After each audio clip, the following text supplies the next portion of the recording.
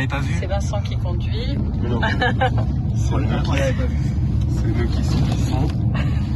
Qui vomissons. Ah voilà. Et toutes les images. Ah oui. Merci. Continue à le faire. Bah, c'est pour nous, c'est pour savoir. OK. Pour nous, le moment maintenant. Et du coup, l'autre. Dans les langues autochtones, par exemple, le terme de coupable n'existe pas. Ça n'existe pas dans le vocabulaire autochtone. Puis ça, c'est quand même quelque chose qu'on peut repérer dans les peuples, parmi les peuples autochtones, que ce soit en Nouvelle-Zélande, en Australie, au Canada. Le mot coupable n'existe pas. Alors, on va plus, par exemple, si on assiste à des séances du tribunal itinérant, quand il y a un interprète, le juge va dire « plaidez-vous coupable ou non coupable ?» et l'interprète, pour traduire, va dire « est-ce que vous l'avez fait ou vous ne l'avez pas fait ?» Et souvent, la personne dit « ben oui, je l'ai fait ». Alors, il plaide coupable. Donc, on a expliqué d'ailleurs l'augmentation exponentielle de plaidoyer de culpabilité de cette façon-là, en disant voilà, celui qui plaide coupable, pour l'autochtone, je l'ai fait, donc je l'ai fait. Alors que l'avocat lui dit mais ne plaide pas coupable parce qu'il y a le jeu des procédures en termes de protection de droit, on va l'encourager à ne pas plaider coupable. J'ai une petite anecdote à vous raconter. Moi, quand j'étais en train de faire mon terrain de thèse dans une communauté inuite, les Inuits avaient surnommé les avocats de la défense. En Inuktitut, ils avaient trouvé une appellation. En Inuktitut, je me souviens plus du tout du nom, en Inuktitut, mais qui voulait dire l'avocat de la défense, celui qui nous aide à mentir. Donc, ça illustre bien. Donc voilà, le mot coupable n'existe pas, le mot crime n'existe pas chez les autochtones. Donc à la place, ils vont parler de blessures, de conflits, de conséquences, mais le terme de crime n'existe pas. Pour ce qui est des nations autochtones, la question est d'autant plus difficile là, parce qu'évidemment ils avaient des systèmes de droit qui les régissaient avant qu'on arrive, qui ont été totalement mis de côté par les colons. Ils ont été soumis de force à se plier aux nôtres. Puis maintenant il y a une résurgence, une renaissance en fait de cette volonté là de vivre leur vie selon leur postulat culturel. C'est intéressant comme développement, en fait, mais j'utilise développement parce que beaucoup de ces savoirs-là ont été perdus, justement par le travail qu'a fait le Canada pour les assimiler, là, aussi odieux soit-il. Il a été partiellement réussi à certains égards. Là, ils ont perdu le contact avec certaines parties de leur culture. Puis aujourd'hui, ils sont en train de rapiécer tout ça puis remonter en fait ce qu'ils ont depuis des siècles. Donc je suis très comme juriste en fait, je suis très contente de voir comme je disais des études surgir de un peu partout au Canada là, à savoir ces peuples autochtones là qui se réapproprient un peu leurs valeurs puis de dire voici comment nous on juge que ces affaires-là devraient être conduites. Je pense qu'il y a de la place pour faire de la place. Comme on dit justement dans ma maîtrise, je pensais aux constitutionnalistes, peut-être y a-t-il de la place pour des poches de droit, à l'intérieur d'un Canada uni puis d'un Québec fort. Est-ce qu'il y a de la place pour des poches d'autonomie politique et juridique pour les peuples autochtones? Alors, il y a beaucoup de notions qui sont pas nécessairement pareilles, comme les liens de filiation. On a tendance à penser juste au père ou mère, l'ascendance ou descendance, là. Mais chez les Atikamekw la notion c'est plus large que ça là. Il y a tantôt je parlais de Ktiatsukana, les récits de la création qui comportent des enseignements importants, sacrés, où est-ce que qui nous rappellent que Aski, on dit notre mère Aski, il y a une histoire par rapport à ça. Toutes les arbres qu'on retrouve qui sont venus sur la terre, selon le récit de la création, c'était pour aider à l'humain là qui a aujourd'hui à survivre. Fait qu'ils ont tous apporté quelque chose, une médecine pour pouvoir survivre. Alors on les appelle comme Shumnok. Fait que il y a encore des liens là. Juste pour dire que finalement tout le fond là c'est de l'univers, c'est un fond de relations interreliés, interconnectés. Là, c'est vraiment important. On a un lien de filiation avec nos parents, nos grands-parents, mais on a un lien d'affiliation également avec les arbres, toutes les sortes d'érables, les animaux, les poissons, la terre, l'eau, les roches. Alors c'est tout quand j'entends justice, moi c'est tout ça qui mais il y a également la justice au niveau du droit étatique, tu sais, avec tout le système où est-ce qu'on a de la misère à se voir, à s'identifier, et qui font partie de notre quotidien également, là.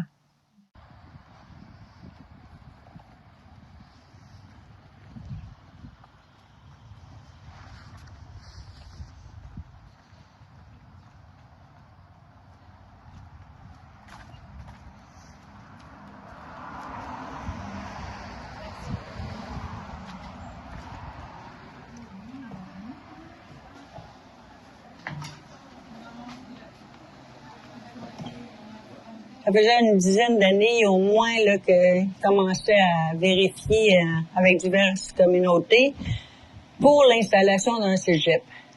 Parce que dans les années 70, il y a eu la Macasa. La Macasa, comme la plupart du monde connaissent et le savent, c'est qu'on a eu des personnes, des grands leaderships qui ont sorti de là, comme Ghislain Picard de la PNQL.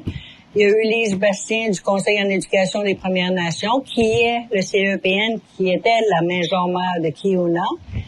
Et dans les années 60, le gouvernement il a fermé la Macasa. Que là, eux autres, se sont battus pendant 20 ans pour être capables de repartir un cégep autochtone au Québec. Et finalement, en février 2011, on a eu la nouvelle que en février, dans le mois de novembre-décembre 2010-2011, on a eu la nouvelle que oui, on allait avoir notre cégep autochtone. Et en plus, dans toutes les communautés qui ont été demandées pour savoir si ils voulaient l'avoir ou quoi, ça a été Odanak qui a été choisi et Odanak qui ont voulu avoir le collège ici.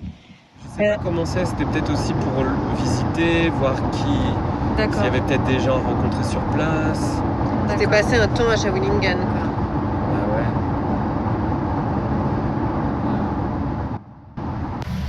Au départ, je me suis dit une de plus,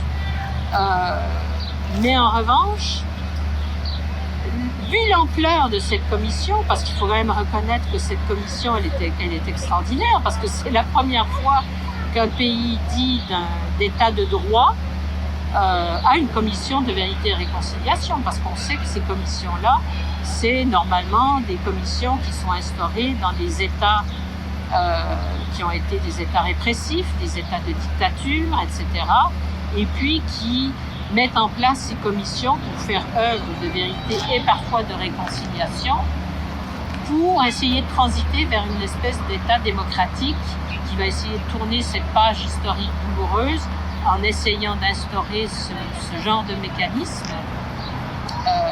Puis d'ailleurs, ce genre de mécanisme montre très bien la limite du droit pénal, parce que dans les crimes de masse, plus une société a des crimes de masse, et moins elle peut mobiliser son système pénal, parce que ce ne serait pas possible de traiter cette masse-là. Le Rwanda est un bon exemple. Hein, le génocide du Rwanda, ils ont fait des gachacha, ils ont instauré ces tribunaux gachacha parce qu'ils ont calculé que s'ils mobilisaient le système pénal traditionnel, les procès dureraient sur plusieurs siècles. Ce ne serait pas possible de mobiliser ça. Donc voilà, alors c'est ça qui a été particulier avec le Canada, c'est que c'est une commission, c'est la première qui a été mise en place dans un pays démocratique. C'est la première qui a été mise en place à partir d'une situation, à l'époque on disait ça, où il y avait, on a parlé de génocide culturel, mais il n'y a pas eu de massacre d'Autochtones, comme, tu sais, il n'y a pas eu Donc c'est une commission qui a... Là maintenant, on commence à découvrir des sépultures, enfin des corps dans les pensionnats, etc. Donc on est en train de découvrir qu'il y a eu beaucoup de morts dans ces pensionnats. Donc je pense que ça dépasse la question du génocide culturel qui a été au cœur de la commission de vérité et réconciliation. Là, je pense qu'aujourd'hui, on peut dire que ça a été plus qu'un génocide culturel, d'une certaine façon. La dernière s'appelait Vérité et Réconciliation. C'est que c'est ça. Puis les gens disent, ben oui, tu as une opportunité de faire de quoi? Tu peux faire ci, tu peux faire ça. Oui, mais moi, je veux rien savoir de réconciliation. J'arrête à conciliation. Et j'utilise le mot justice, mais avec cette déclinaison-là qui est réparation. Avant, puis t'es venu me couper la gorge, puis tu veux que je me réconcilie, parce que c'est toi qu'il faut qu'il... Tu sais, il y a ça. Et ça, c'est non-dit, c'est là. Et donc, on m'enseigne les Autochtones, les Autochtones, comme si c'était leur propre... C'est comme demander un monument à tes sévices. Hein?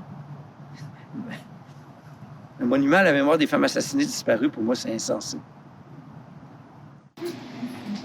Moi, j'ai pas pu être élevée dans ma langue paternelle parce qu'il n'avait pas. Mon grand-père était pur race Abénaki, mais ma grand-mère ne voulait pas qu'il parle en Abénaki parce qu'elle disait que mon père il avait vécu trop d'intimidation, puis il se fait traiter de sauvage, puis elle ne voulait pas que moi je le vis. Mais je disais, grand-mère, que j'aille à TV, que j'aille n'importe où, ils vont me dire au Bomsawin, c'est quoi ce nom-là? Il y en a un autre, l'autre jour, j'ai été à Drummondville acheter les pièces pour la maison. Puis là, les pièces ne faisaient pas que je retourne pour aller les ramener. Et il me dit, il faut que tu remplisses un petit papier. Que là, j'ai dit, Sylvie au Bomsawin, il dit, c'est comment t'écris ça au Bomsawin? Mais ça s'écrit comme ça se dit, au Bomsawin. Il dit, de quelle nationalité que c'est? Il dit, t'es-tu immigrante? T'as pas l'air d'une immigrante. Il dit, non. J'ai dit, je suis Abénaki, je suis à 20 000 de chez vous. Sortez de votre village puis venez faire un tour. J'étais bleue. Quand il m'a dit, êtes-vous immigrante? Non. Je suis là, ça fait je sais pas combien d'années qu'on est ici. Là. Tu sais, il y a un autochtone qui devient bleu puis qui est rouge. Ça fait une drôle de couleur. Ah ouais, c'est méchant. Justice aujourd'hui, tu sais, un peu une illusion, peut-être même. Dans un cadre très rigide, hein, je pense qu'à la base, quand ils ont créé des lois, puis tout ce système de législation contribue aux inégalités, puis à certaines injustices, ne serait-ce que les écrits. Puis, tu sais, je suis bien placée pour le parler. Je suis autochtone de ce pays et il y a une loi sur les Indiens qui existe et qui régit... comment dire, pas m'influence, mais détermine un peu mon identité, détermine un peu, ce que je dois faire et c'est assez ironique. Moi, je suis majeure depuis mes 18 ans, par exemple. Aux yeux de la loi sur les Indiens, Karine est mineure pour toute sa vie. Oui, cette loi-là, en fait, qui existe depuis 1872, hein, ça a été presque peu de temps après la Confédération du Canada, c'est quasiment dans les premières lois du pays, qui existent encore aujourd'hui, détermine, oui, ce lien de dépendance qui est maintenu avec l'État, ce caractère aussi d'infantilisation des peuples autochtones. Puis on commence tout juste à vouloir se sortir un peu, se libérer de ça, mais elle est encore là. Mais dans un sens, ce qui est ironique avec la loi, c'est que elle est maintenue dans un sens parce qu'elle amène encore ce caractère distinctif qu'on est les Autochtones, puis on doit la garder dans un sens parce qu'on veut conserver cette distinction-là, mais peut-être pas sur la base de la loi sur les Indiens là, aujourd'hui, mais tu sais, je pense que on refuse encore, ou on est un peu résistant à se considérer Canadien ou Québécois, tu sais, parce qu'on on n'a rien à voir avec les peuples colonisateurs, là. Donc, tu sais, c'est de là que, même si on décidait de l'abolir, la loi sur les Indiens, qu'est-ce qui nous garantirait, tu sais, nos droits inhérents à ce territoire-là, là?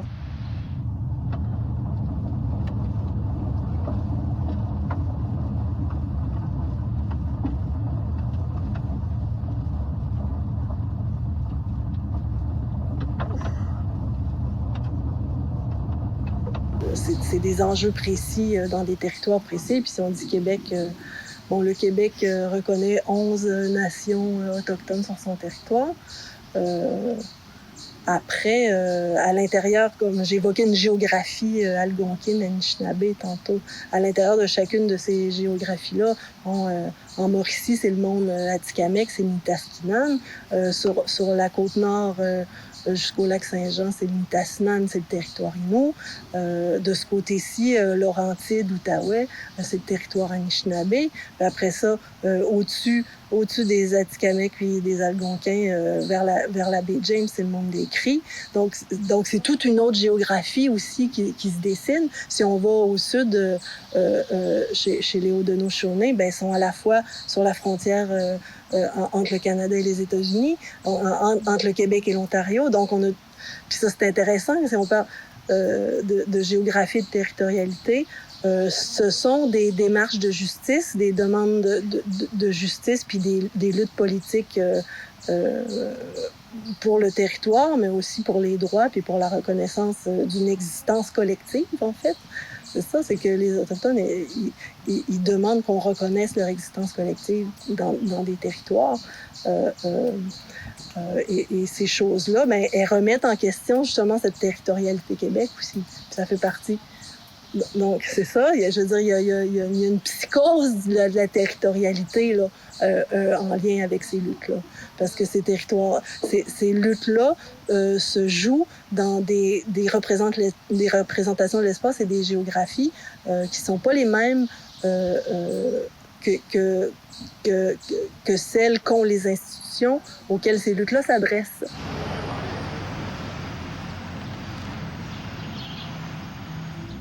Au Québec, la Révolution date de mon époque. OK? Dans le sens qu'avant mon époque, ici, c'était les églises, les prêtres qui décidaient de tout. On n'a pas le droit de rien. C'était comme ultra-conservateur. Les Français ont ésailli parce qu'ils nous ont laissé tomber. Les Anglais, on les aime pas parce qu'ils nous envahissent de tout tour. Donc on est comme une gang d'irréductibles Gaulois qui s'est renfermé sur lui-même. Ça crée, comme tu as dit, jusqu'à dans les années 60. Dans les années 60, il y a eu la révolution culturelle.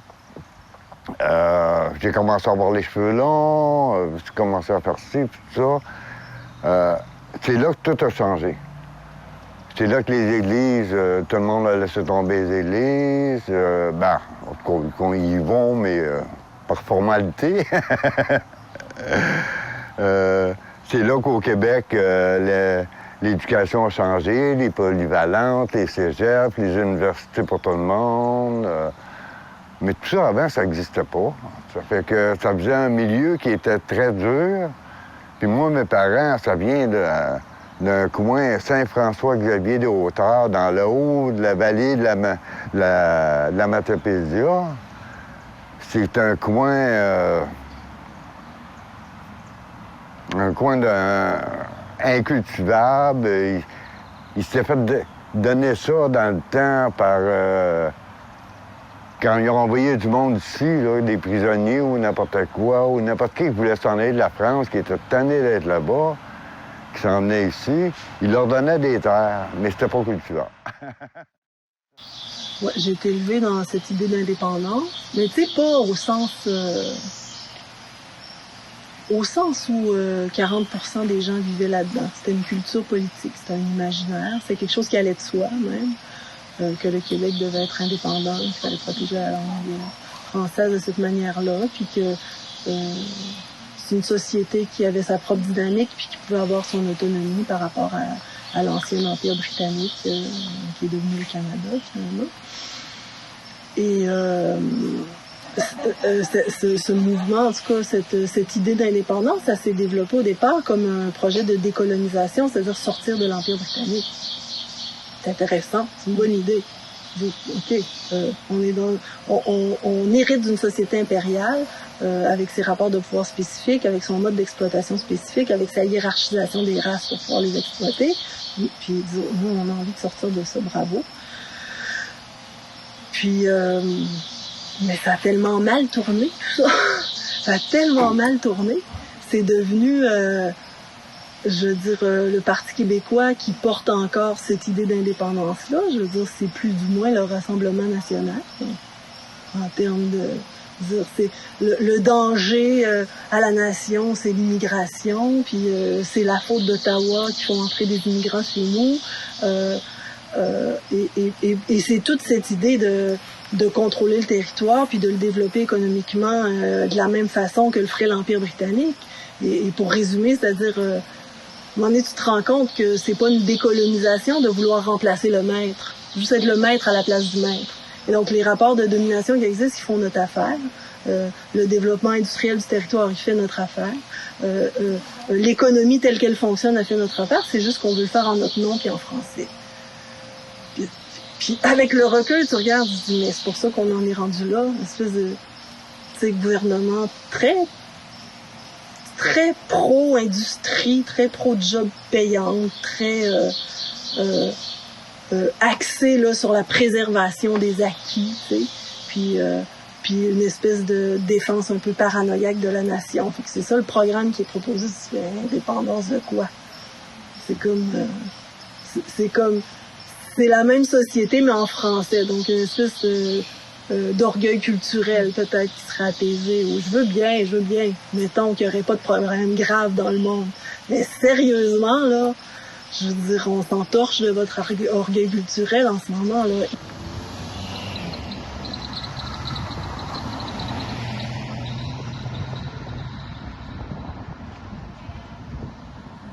C'est la crainte que le nationalisme ethnique est en train d'être remis au pouvoir au Québec. Je pense que la combinaison de la loi 21, la loi de la laïcité qui visait essentiellement les musulmans, la loi 96 qui vise les anglophones et les demandes des pouvoirs en matière d'immigration avec M. Legault qui dit les gens doivent parler français déjà quand ils arrivent. Cela ramène un doute quant à l'ouverture d'esprit de cette nouvelle majorité. Pourtant, ils ne sont pas indépendantistes. Ils sont indépendantistes. Moi, je suis sûr que M. Legault est en train de réaliser l'indépendance, comme le Canada est devenu indépendant par étapes. Le statut de dominion en 1867, c'était pas l'indépendance. Le Parlement anglais avait beaucoup de pouvoir. On lit, par exemple, les biographies de John A. Macdonald qui devait aller à Londres avoir la permission pour faire toutes sortes de choses. Après ça, il y a eu le statut de Westminster qui a empêché le Parlement britannique de s'en mêler. Dans les années 30-40, on a commencé lentement une diplomatie canadienne. 47, on a eu une citoyenneté séparée. 82, on a coupé les liens qui restaient. Il n'y a que la pauvre reine comme notre dernier lien britannique. Et je pense que M. Legault a réalisé brillamment qu'il était peu probable que les Québécois votent oui, bien qu'ils aient failli de le faire une fois, ils ont peur économiquement et tout ça, mais qu'on pourrait faire ça étape par étape et un jour on réaliserait si le Québec se retire de tous les nouveaux programmes fédéraux en obtenant compensation, si le Québec est farouchement francophone et l'anglais devient une langue étrangère, si le Québec contrôle totalement qui vit ici, à un certain moment, on va réaliser que tout pays, ce qu'on a, c'est un marché commun ou une association. Je pense que M. Legault n'a jamais renié Racine. Et je ne lui en veux pas. C'est pas l'indépendantisme qui me dérange. J'ai voté pour les partis indépendantistes. Ce n'est pas l'idée que la frontière devrait être ici plutôt qu'ailleurs qui me dérange. Ce qui me dérange, c'est le nationalisme ethnique, c'est l'identité. Je suis contre les identités. Et là, on va aller voir quelque chose de particulier qui est très nouveau ici à Kiona, le studio de cinéma. Je pensais que tu parlais de la cuisine. Non, le studio de cinéma. Oui, le cinéma native post-production, rendu possible grâce à Québec. Alors ici, on a même une affiche d'un film récent autochtone de Caroline Monet. Et ça, c'est tout nouveau ici au Québec, là. De l'auto-représentation, fait par des Autochtones et non fait par des Allochtones. Et ça, c'en est un tout récent. Il y a Joséphine dans ça, il y a Jacques Samian. Oui, il y a beaucoup de monde. Beaucoup de monde. Les acteurs sont autochtones. Il n'y a pas le choix. Oui. Pas le choix pour avoir un film autochtone, sinon tu fais comme Hollywood. Tu vas aller peindre tu vas aller peindre les Allochtones en rouge. C'est pour ça que moi, je ne vais pas dans les films. Alors, si vous venez... J'ai pas une jour, ils me disent tout le temps, Sylvie, pourquoi t'es pas foncé? Ben, j'ai dit, moi, je suis un autochtone du Nord. Je suis blanche. Le mot justice. Ben, le mot justice, je pense, pour tout juriste, est lourd de sens. On apprend à faire la distinction entre le droit et la justice. Au fur et à mesure qu'on chemine dans ce milieu-là, il y a une... Puis là, je parle pas juste pour le Nunavik, là, en fait, là, pour ce qui est de toutes nos activités de justice pro bono, où est-ce qu'en fait, on cherche à aider des citoyens et citoyennes qui n'auraient pas les moyens de se payer les services d'un avocat à faire valoir leurs droits. Donc, on a beaucoup de situations où est-ce qu'on a des personnes vulnérables. La justice, c'est toujours le Saint Graal. T'sais. Qu'est-ce que les gens viennent chercher? La justice.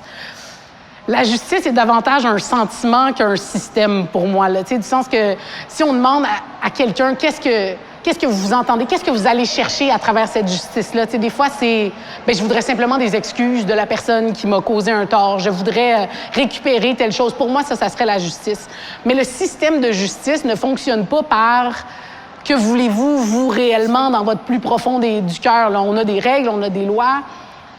Puis des fois, il y a des gens qui, en quête de justice, vont oublier tout le reste. Là, donc, la justice est tellement quelque chose à quoi on aspire que des fois, on oublie qu'une chicane n'a pas besoin de se terminer devant un juge. On peut parler à son voisin lorsque ses fruits tombent dans notre cour. Des fois, c'est plus facile d'aller en médiation pour convenir du meilleur arrangement pour nos enfants que de laisser la décision à un inconnu, aussi honorable soit-il. Donc, je dirais que cette distinction-là, que le droit n'est pas la justice, c'est la lourde réalisation que tous les juristes font un jour, soit de s'asseoir un jour puis de se dire « Ah, le système que j'aime, que je défends, puis qui, comme la démocratie est le pire système, sauf pour tous les autres, des fois, il mène pas à la justice comme on se l'imagine. » Parce que c'est vrai que le juge, c'est un tiers. D'ailleurs, souvent, c'est drôle, on dit que ce qui permet de rendre justice, c'est la distance. Il faut établir une grande distance entre les personnes qui sont les protagonistes et puis le tiers. Le système de justice repose sur cette distance-là et cette équidistance-là. Puis, vous voyez, c'est quelque chose à remettre peut-être en question parce que la distance, c'est aussi de la froideur, c'est aussi, surtout que c'est pas une distance très... c'est une distance qui est hiérarchisée. Déjà juste la configuration dans un tribunal, je sais pas si vous êtes déjà allé dans des tribunaux, mais le juge, il faut qu'il soit au-dessus et les autres, il faut qu'ils soient en bas. Donc, il y a toute une ritualisation de la hiérarchie qui est faite dans les institutions. Et voilà, est-ce que c'est ça la justice? C'est l'autorité du juge. Donc, pour moi, la distance n'est pas nécessairement un gage de justice. Souvent, on pense que la distance permet de l'objectivité. Il faut être distant pour pas être contaminé, etc. Ça a bien y penser, parce que les Autochtones, justement, c'est vraiment intéressant dans les approches alternatives. Souvent, on dit la médiation, la justice réparatrice, comme ça vient traditionnellement des Autochtones, ce qui est pas tout à fait juste, parce que c'était, comme je disais, tout à l'heure plus compliqué que ça, mais souvent on va dire ça. Alors il y a des non-autochtones qui vont tout faire pour développer ce genre d'approche auprès des communautés autochtones, en pensant que c'est tellement comme les traditions autochtones qu'on peut y aller avec nos gros sabots, avec nos alternatives. Mais là, commence à avoir des autochtones qui disent oui, mais vos conceptions de l'alternative, elles nous recolonisent d'une certaine façon parce que vous avez une vision qui n'est pas la nôtre. Puis je vous donne justement l'exemple du tiers dans la médiation, où le tiers dans la médiation éthiquement doit être quelqu'un qui n'est pas en conflit d'intérêts, qui connaît pas les partis, etc., etc. Et les autochtones vont dire, ben nous, on veut être accompagnés par des gens qui sont proches de nous, qui nous connaissent. J'étais celui qui a défendu devant les tribunaux le droit des enfants aussi à porter leur couteau, leur kirpan à l'école. Mais quand mes clients sont venus me voir, je leur ai dit, je suis prêt à vous défendre pour vos droits individuels, mais vous devez savoir que ce que j'espère, ce que le fils de ce garçon ne demandera pas un kirpan. Il sera complètement pas reconnaissable dans une société ouverte et égalitaire. Donc, j'étais en désaccord avec le Québec sur les prohibitions des signes religieux, sur ce genre de républicanisme qui existe en France aussi. Mais par contre, plus profondément, idéologiquement, je suis d'accord. Seulement, je pense que la façon la plus facile de se débarrasser des signes religieux, c'est d'ouvrir. Aller travailler dans la société, aller à l'université, la prochaine génération n'aura pas. Et s'il y a quelques gens, oui, il y a toujours eu des gens qui n'ont pas pu s'ajuster. Au Moyen-Âge, il y avait des gens qui allaient au monastère, au cloître, au béguinage. Il y avait toujours des gens, il faut les traiter avec respect, leur donner tous les services sociaux, mais je pense que la majorité des gens vont se fondre. Et l'idée d'une nation des gens qui sont différents n'est pas bonne. Ça finit toujours mal. On ne peut pas nous montrer un seul exemple où ça a duré très longtemps sans déraper.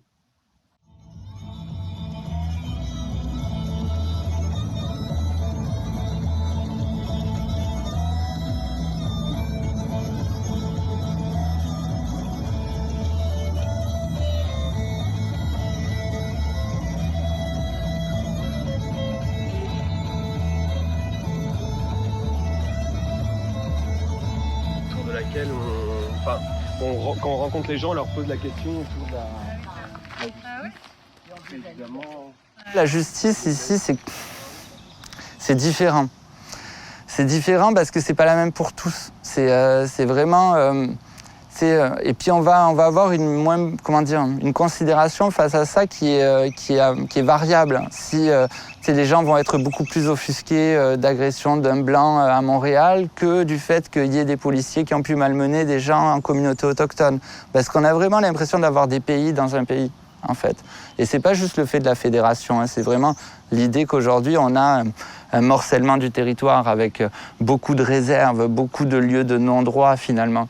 Et c'est tout là l'enjeu aussi du Canada. C'est-à-dire qu'aujourd'hui, face à ça, il y a vraiment un changement de mentalité à avoir. Il y a vraiment une autre façon d'envisager la société, la façon dont on travaille, la façon dont on redistribue les richesses, la façon dont on évolue, dont on permet à des jeunes de s'en sortir et de faire ce qu'ils veulent. Parce qu'aujourd'hui, quand on regarde, chez les Autochtones, c'est 10 fois plus de suicides chez les jeunes. C'est encore hier, là, j'ai le neveu d'un de mes collègues qui s'est suicidé, 20 ans le gamin, et puis il s'est foutu en l'air et on ne sait pas pourquoi. Et c'est peut-être le 10e cette année. Donc c'est ça continuellement, en fait, la réalité. La réalité des Autochtones aujourd'hui, c'est de vivre avec ce genre de drame continuellement, dans un espace qui est isolé totalement. Donc le point, c'est vraiment que les gens se rendent compte de ça, parce que c'est quand on se rend compte qu'on réagit et qu'on change. On est dans un pays où on se voile la face à longueur de temps. Et ça, le virtuel, ça date d'avant la pandémie? Ah oui, depuis 2011. Donc c'était une volonté de départ. C'est départ, puis on voulait avoir la plus haute comment est-ce qu'on dirait ça? Le plus haut service, les services, les meilleurs services qu'on pouvait pas avoir pour nos étudiants. Et c'est pour ça qu'on est allé vers une technologie comme ça, mais aussi pour rejoindre des gens que c'est pas possible qu'ils viennent, parce que le Québec, c'est très, très grand. Il y a des gens qui vivent à une certaine... Regarde, notre plus loin qu'on a eu, c'est la Romaine. Elle, il faut qu'elle prenne l'avion de partir de la Romaine à Natashquan pour s'en venir ici, ou 7 heures de traversier pour s'en venir, plus 12 heures de route pour s'en venir ici à Odanak. Mais elle est venue à l'école ici, puis elle a fini son cours ici quand même. Puis là, comme on dit, il y en a gros de Wemontachi cette année ou à Maliotalam qui veulent suivre le cours de travail administratif. Mais ils veulent pas lâcher leur famille. Là, ils sont pas sûrs de se trouver des appartements ici, même si on a des résidences. On a 3 résidences pour recevoir nos étudiants, mais c'est pas toutes des résidences familiales. Qu'il y ait 4 personnes qui restent dans une résidence, que la cuisine, salon communautaire, chambre de bain communautaire, puis les gens, ils ont leur chambre à coucher avec leur clé pour être capable de rentrer dans leur chambre. Puis on a un service de garderie, je pense. Oui, on a le service Camoun de garderie en même temps aussi, puis il y a des activités pour les jeunes durant les journées pédagogiques, que là, les parents, dans le temps qu'il y avait avant qu'on ait ce Camoun, c'était, disons, quand il y avait des journées pédagogiques, mais c'est nous autres qui avions les enfants ici, dans la grande salle, que là, on s'amusait avec les enfants, puis on essayait de trouver des jeux pour les enfants pour qu'ils passent la journée sans aller déranger leurs parents dans leur cours. Et en même temps, Scamoun, ils ont le service pour les jeunes un psychologue, un neuropsychologue, un intervenant psychosocial.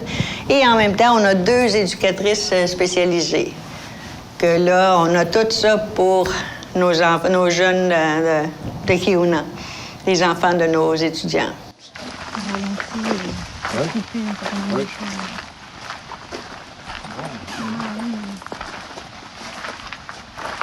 Ça a changé un peu parce que je travaille toujours en fonction du cercle, okay? C'est important pour nous autres, les Autochtones.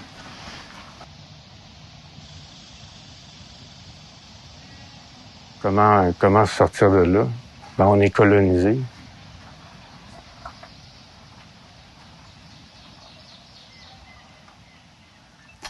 Ouais.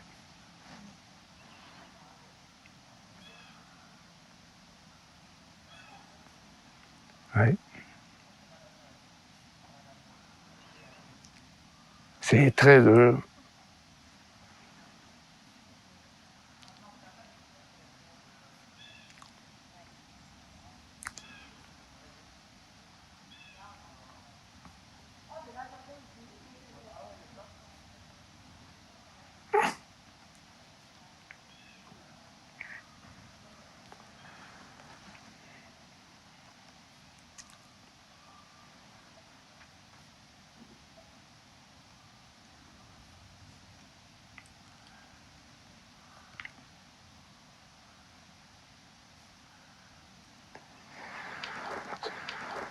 On passe une vie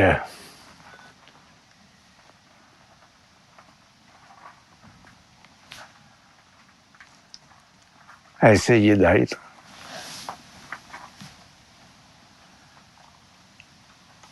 À redécouvrir. À essayer de se réapproprier. Dans le fond, c'est ce qu'on devrait être. Mais à cause du lien qu'il y a eu, on a voulu, on s'en cachera pas, on a voulu qu'on soit le moins visible. Mais comme ça, on peut pas nier les choses qui ont été faites. Puis un système de justice qui se respecte pour moi.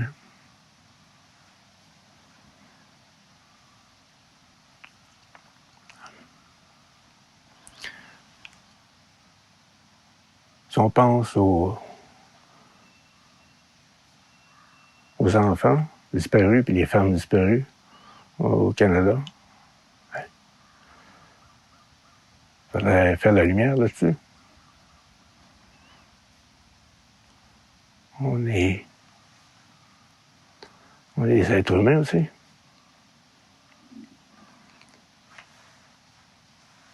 Faut que ça cesse.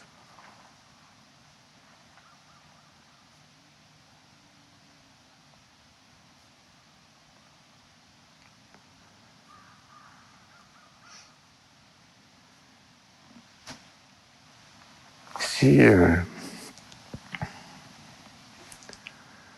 être autochtone, être indien, c'est plus que... C'est dans notre intérieur, c'est nos ancêtres, c'est tout ça.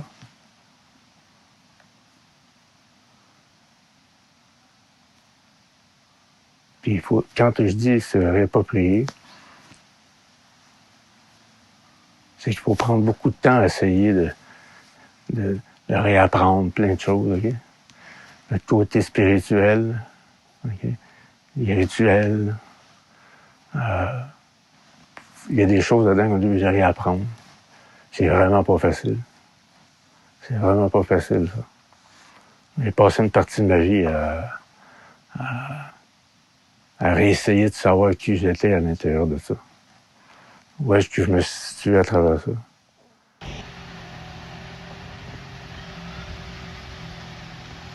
Le matin, on demande à un des gars de partir le feu. Et durant la journée, on essaie de garder le feu allumé toute la journée parce qu'il y a certaines communautés que le feu leur donne de la force, leur donne... comment je dirais ça?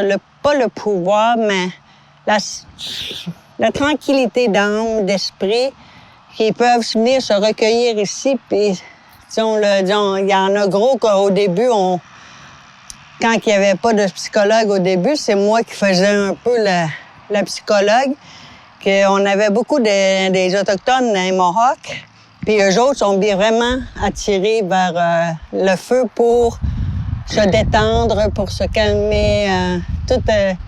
Puis je n'avais gros qui venait me voir, puis il me disait « Sylvie », puis il avait les larmes aux yeux, puis il disait « On peut-tu sortir dehors pour aller parler? J'ai besoin de parler. » Là, j'étais là, j'ai dit « C'est beau », j'ai dit « On avait des bancs, puis on s'assoyait sur les bancs. » Puis là, on voyait le feu qui était là, puis il se recueillait vers le feu, puis en même temps, il se laissait aller pour discuter, pour se vider le cœur de ce que c'est qu'il y avait qui allait pas. Puis à un moment donné, des fois, je sais que je faisais le saut, parce que là, l'étudiant me disait « Est-ce que tu peux me tenir dans tes bras, me faire un câlin? » Là, j'étais là, je sais pas, est-ce que j'ai le droit de le faire? Je veux pas passer pour une personne qui fait du harcèlement ou quoi que tu sais, parce que là, dans ces temps-là, tu te dis qu'il faut que tu fasses attention à tout ce que c'est que tu fais, parce que que ce soit un mot ou une manière de toucher, des fois, ça peut être une prise comme harcèlement.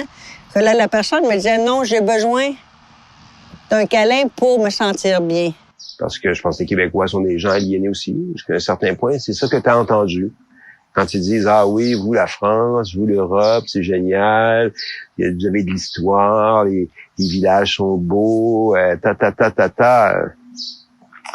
L'aliénation, c'est de pas réaliser, de regarder l'autre et puis de l'envier, hein, et puis de se dire je le vaux pas. C'est ça l'aliénation, c'est lorsque tu crois que tu dépends d'eux ou que la définition de toi-même dépend de la définition que tu donnes des autres ou de la définition qu'eux donnent de toi.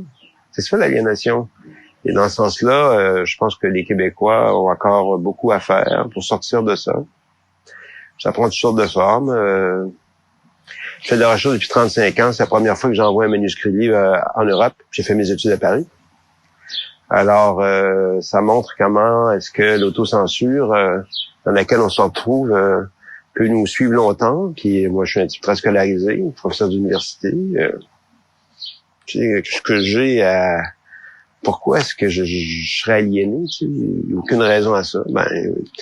Parce que je suis pas l'autre. Alors, il y a quelque chose là-dedans de ce que tu as entendu qui est en fait l'expression d'une forme de dénigrement de soi. Et puis ce dénigrement-là, les Autochtones le vivent aussi. Et il faut sortir de ça. C'est peut-être pour ça qu'il faut regarder les trucs dans des perspectives plus relationnelles, justement. C'est-à-dire que c'est la seule façon de rompre avec la fatalité. La fatalité, elle vient toujours d'ailleurs. Hein? Donc la question, c'est de savoir qu'est-ce que tu te dois toi-même, qu'est-ce que tu peux faire toi. Et ça prend une certaine force collective pour y arriver. Je pense que les Autochtones sont dans cette perspective-là. Et je pense que nous, les Québécois, francophones, du moins, il faut qu'on réfléchisse aussi à y arriver. On n'est pas actuellement dans cette perspective-là. Il y a eu des moments beaucoup plus réjouissants dans l'évolution de la société québécoise que les moments qu'on vit actuellement. Parce que je crois justement, on est revenu à une certaine aliénation, mais c'est nous qui nous aliénons, hein. L'aliénation, c'est pas juste ce que les autres t'imposent, hein. C'est l'intégration de ce que les autres t'imposent. Alors, il y a une composante personnelle. Comme nous, dans la langue Wendat, les nous, il y a les je, mais les nous prédominent. Nous. Par exemple, c'est très difficile à expliquer comment être indépendant et responsable. Indépendant même des chefs, même des structures, même ça. Mon histoire, moi, actuellement dans le monde autochtone, puis dans le monde des littératures autochtones, vous regarderez les documentaires où c'est maintenant parce que les jeunes générations sont arrivées puis ont appris dans les écoles, ils deviennent leurs propres ethnographes, ils se filment eux-mêmes, puis c'est des mots comme « laissez-nous », comme si raconter nos histoires. Nous, chez les Iroquois, chez les Wendat, tout ça, ils peuvent démettre le chef. Le chef des affaires courantes. Les chefs de guerre, c'est autre chose, mais qui obéissent aux aînés. Et un mot très important, pourquoi le cercle, le consensus? Avant de passer à l'action dans quoi que ce soit, il faut qu'il y ait consensus. Et quand, tu sais, l'expression épuiser la question ou faire le tour de la question en cercle, laisser tout le monde parler, c'est des belles images, mais et oui, donc c'est plutôt une application de la justice, mais tu peux aussi racheter. Mais c'est ce qui se passe. On voit d'ailleurs, ces systèmes-là finissent par se ressembler un peu partout dans le monde. Tu as besoin d'une structure pour protéger les plus faibles.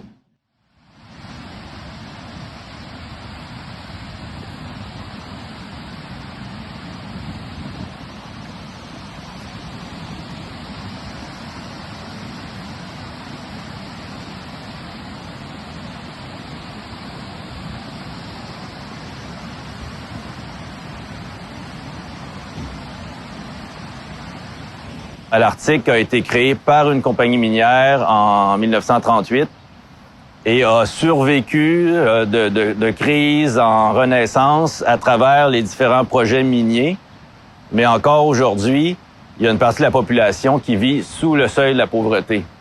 Donc, il y a des milliards qui ont été extraits du sous-sol et pourtant, il y a des gens qui arrivent difficilement à vivre. Là, quand le plus récent projet minier, qui est d'une envergure, c'est la plus grosse mine d'or à ciel ouvert au Canada.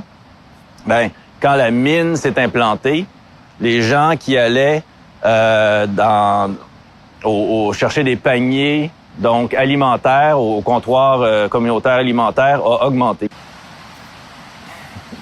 Les revendications autochtones disent écoutez, on n'a jamais signé de traité pour que vous veniez installer des mines dans notre territoire. Donc, quoi? Qu'est-ce qu'on fait? Alors, l'économie du Québec, elle repose sur l'exploitation de ces ressources naturelles-là. Il est mal foutu, là. Et donc ça questionne les demandes de justice. Elles font une incision assez fondamentale dans tout ce à quoi on croit en ce moment. Puis moi, je trouve que c'est ça qu'on sent. On sent l'ébranlement. Les questions de justice écologique, elles posent ces questions-là. Vous ne pouvez plus prendre des antidépresseurs, les pisser dans la toilette puis les flusher dans le fleuve. Ça marche plus, là. Il faut trouver une autre manière de se débarrasser de notre pisse puis de notre merde, là. Tu sais, là, c'est comme, hey, la justice, là.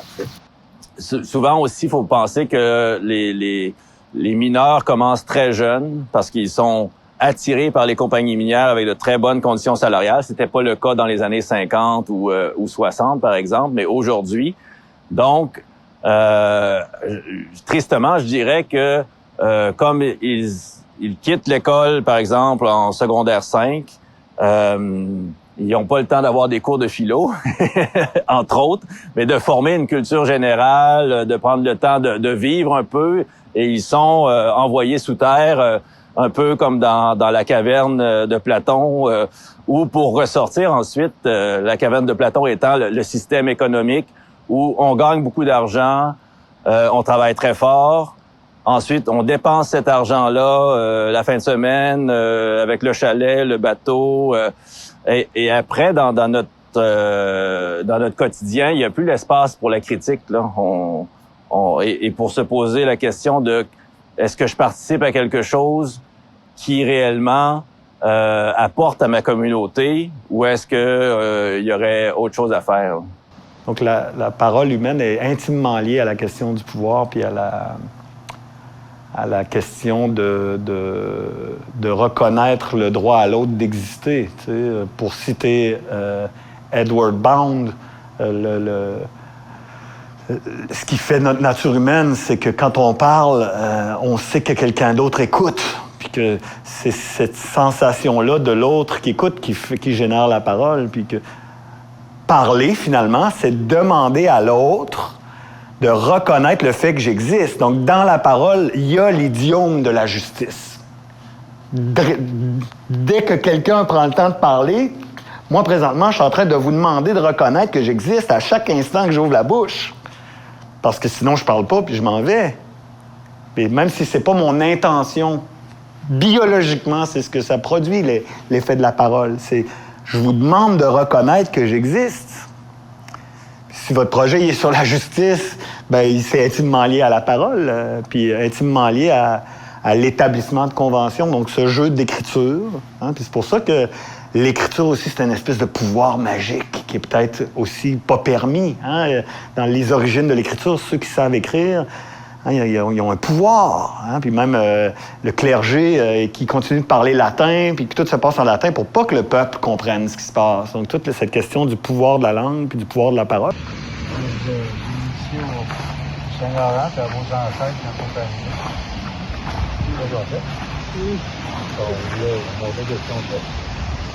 C'est vrai? On y va. OK. Puis aujourd'hui,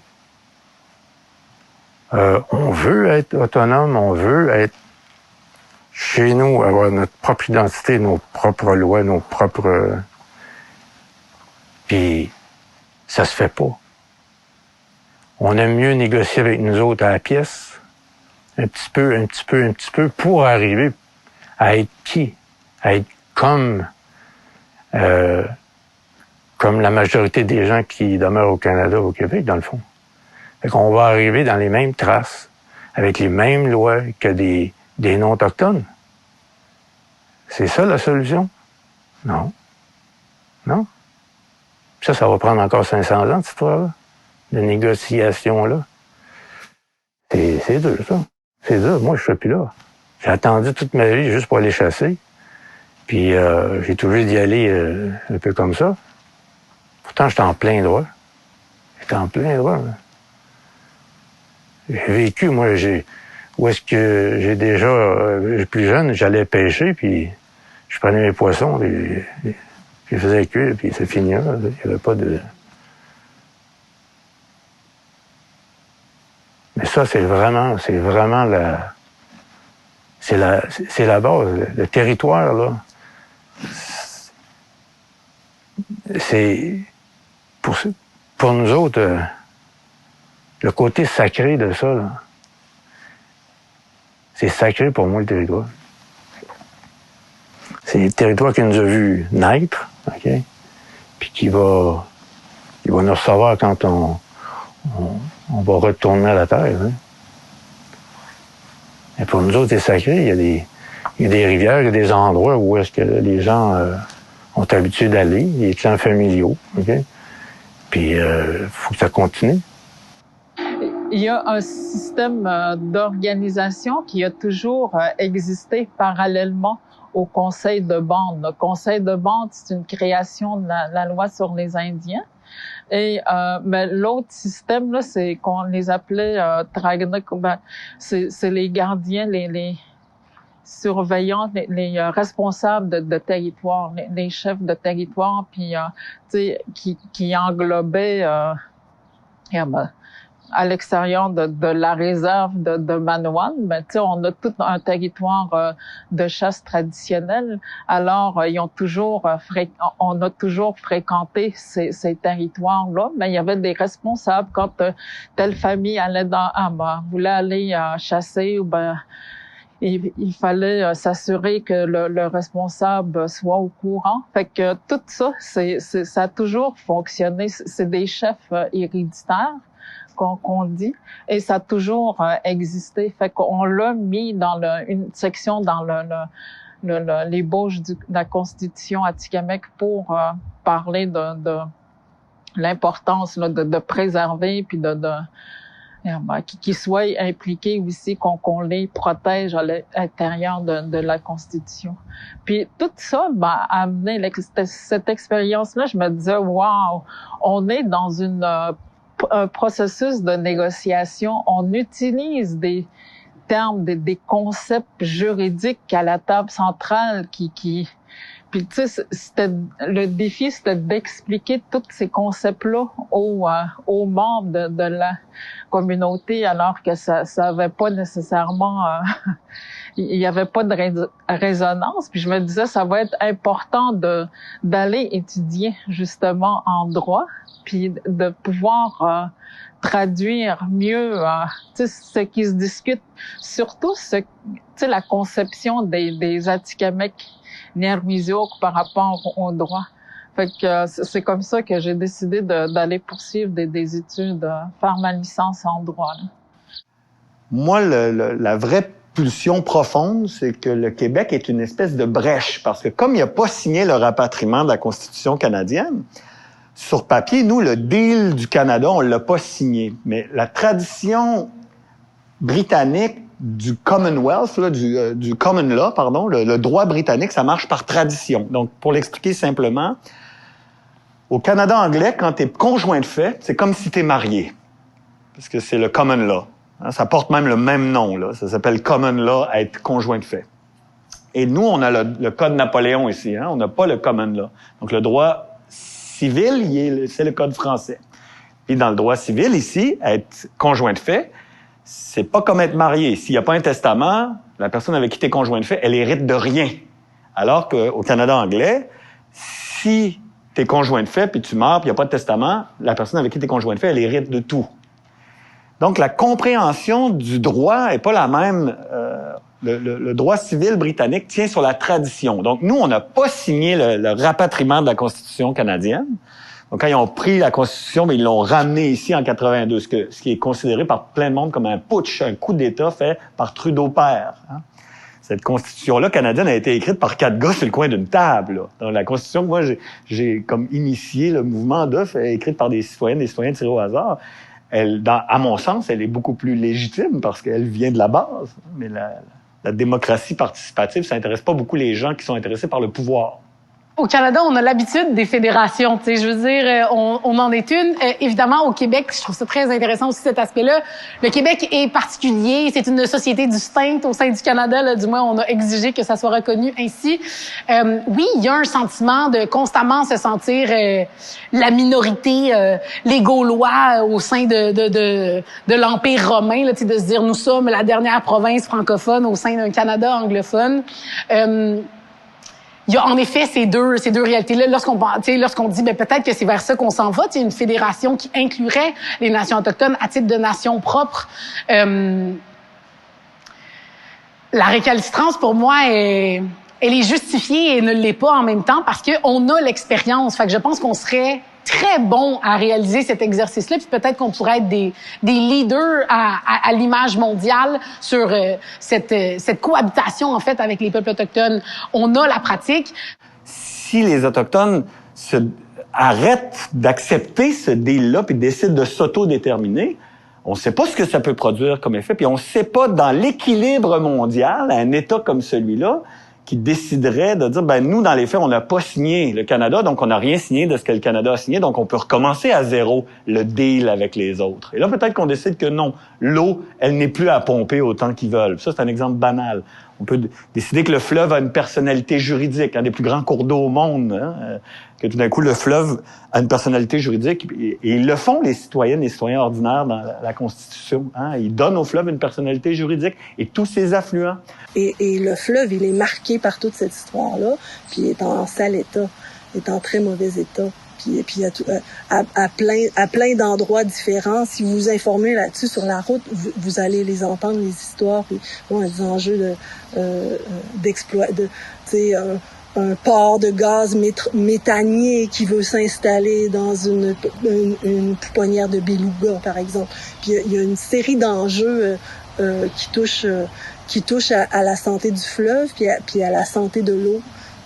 Dans ce territoire-là, que je pense qu'ils sont prenants et criants, qui s'articulent des fois oui, des fois non avec les luttes autochtones. En tout cas, il y a une intersection entre cette idée de protéger les territoires, ou en tout cas de tenir compte d'une autre justice qui serait le droit des plantes, des animaux, des interrelations, disons, autres que celle de la monoculture du capitalisme. Est-ce qu'elles ont le droit d'exister? On n'en est pas encore venu à reconnaître un statut juridique particulier pour les vivants. Et par conséquent, pour d'autres dimensions pour d'autres types de faits, ou on peut dire d'autres types de biens, je t'en peux dire, comme l'eau, justement, ou les bassins versants. Tu sais, toute la question de comment qualifier ça? Une rivière, par exemple. Et dans le cas de l'eau, évidemment, c'est encore plus complexe parce que l'eau est en lien avec l'eau. Et donc, c'est très compliqué d'arrêter sur une rivière particulière parce qu'elle vient d'ailleurs. Ça vient d'un autre bassin et ce bassin-là vient d'un autre bassin. Puis en haut, il y a le lac de Tête. En tout cas, nous, c'est des catégories qu'on a parce que n'importe qui va en nature...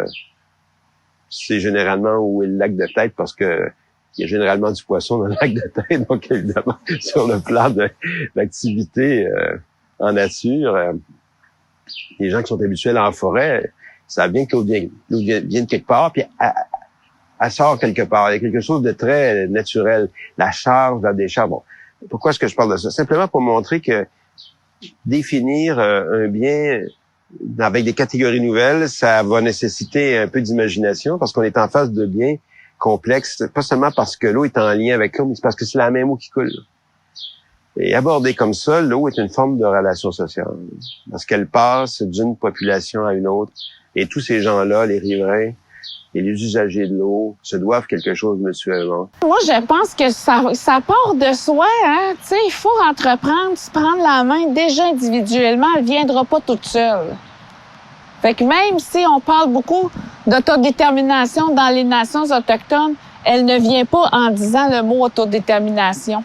Elle doit venir par la prise en charge d'abord. C'est pas l'autodétermination en soi, ce n'est pas un droit ou une chose qu'on a. Tu sais, ça se développe, ça se prend en main, tu sais. Fait que maintenant, oui, si ça peut inspirer d'autres, mais c'est à eux seuls après, c'est eux qui vont avoir le contrôle. C'est pas à nous à dire. Je sais pas si vous voyez ce que je veux dire, c'est que ça se prend. Ça s'attend pas. Ça se prend. Faire, puis après, c'est ça. C'est si plein de gens la font, là, on arrive. Quelque chose, tu sais. Mais ça se dit pas, tiens, voilà un peu d'autodétermination, là, tu sais. Non.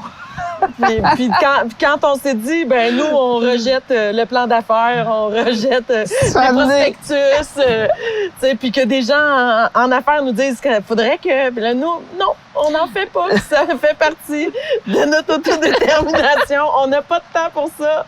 On a plein de beaux projets à faire. C'est là-dessus qu'on met nos énergies. Parce qu'on n'a pas juste du travail aussi, on a une vie, des familles, des amis. Donc, il faut se concentrer sur l'essentiel. Ouais. On fait en sorte que ces jeunes-là vont devenir des prochains leaders. Oui, c'est ça que c'est notre mission. Notre mission primordiale, c'est qu'ils deviennent les leaders de demain. Et ça, c'est pas rien là, pour les Premières Nations ici. C'est un pas vers l'autodétermination des cultures, de leur identité, ça passe par là.